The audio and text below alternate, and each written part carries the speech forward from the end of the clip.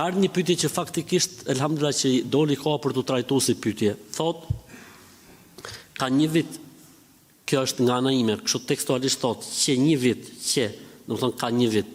Ka një vit e më shumë thot që ka të sillna e na me fëmin. Ka të sillna nga do që të shkoj, e të lëviz, e mallkoj fëmin.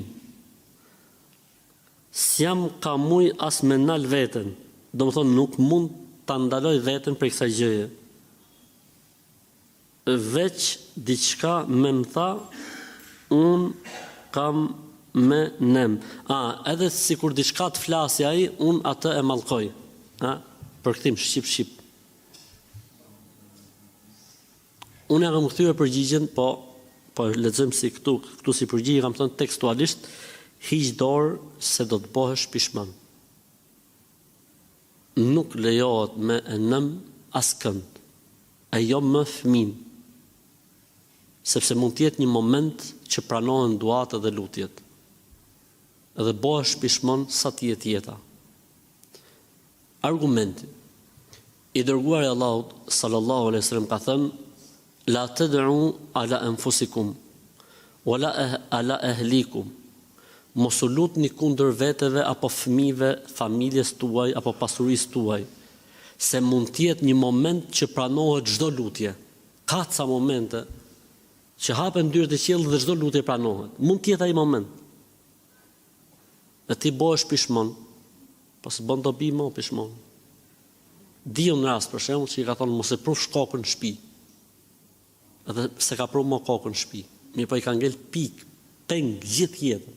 Se o thotë unë i tash. Kështu që duhet me ju friksu Zotit, e duhet me bo lutje për mirë. Thuhet, tani nuk di që të kem zinxhir transmetimit sakt, po e kam dëgjuar që është përmend në disa vende. Thuhet për njërin nga imamët e Qabës, ka qenë shumë trazovaç.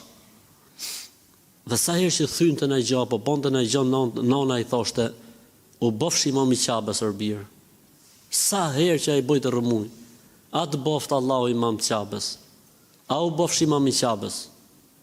Thonë që personin fjalë tani është imam, një nga 8 imamët e Qabës, që ka Qabë aktualisht. Pse mos themi fjalë mirë? Allahu të zoft, Allahu të rregulloft, Allahu të rujt, boft Allahu dietar, boft Allahu udhëheqës të drejtë.